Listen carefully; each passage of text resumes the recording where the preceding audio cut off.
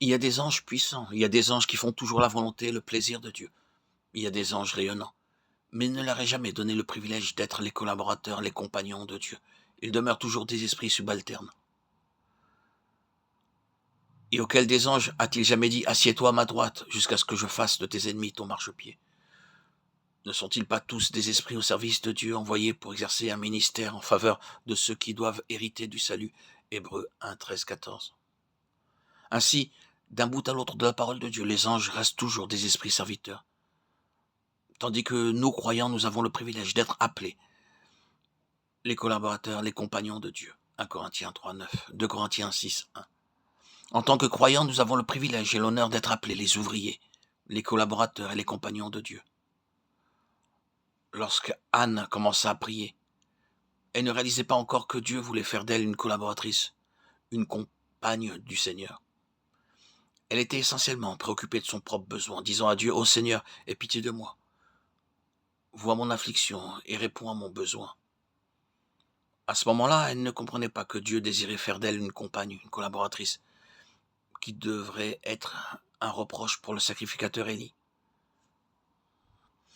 1 Samuel 1, 7 et 10. À l'époque du souverain sacrificateur Élie, le péché avait envahi le peuple de Dieu. Bien qu'il ait été souverain sacrificateur, Élie devint très négligent et léger. Il vit comment ses propres fils pratiquaient le péché dans la maison de Dieu, mais il n'avait pas le courage de les reprendre. Aussi, à cause de sa négligence, il avait mérité le reproche au nom du Dieu vivant. Si Dieu l'avait voulu, il aurait pu envoyer des anges pour réprimander Élie, mais Dieu attendit jusqu'à ce qu'il obtint un vase humain en la personne de Samuel pour lui confier cette mission. Et afin d'obtenir Samuel, il avait besoin d'une Anne. Maintenant, nous remarquons qu'après bien des années de prière, la requête de Anne changea de forme.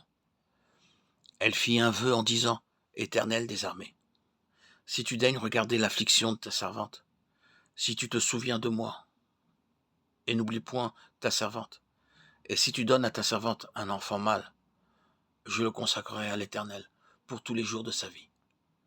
Et le rasoir ne passera point sur sa tête. 1 Samuel 1, 11. Dieu exauça cette requête parce que cette prière avait été changée.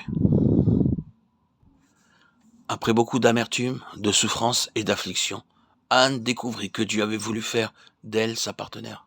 À présent, elle dit « Seigneur, si tu m'accordes un fils, je le consacrerai à l'Éternel pour toute sa vie. » Dieu exauça cette prière-là, et tout comme Anne, Samuel devint lui aussi le compagnon de Dieu.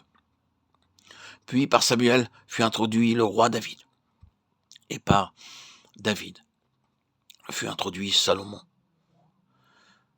Et durant le règne de Salomon, la gloire de Dieu descendit sur la terre. Nous découvrons ainsi quel ministère important fut exercé par Anne.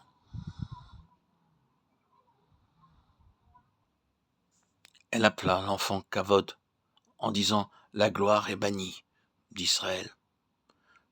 C'est à cause de la prise de l'arche de Dieu et à cause de son beau-père et de son mari. Elle dit « La gloire est bannie d'Israël car l'arche de Dieu est prise ». 1 Samuel 4, 21, 22. La gloire s'en était allée.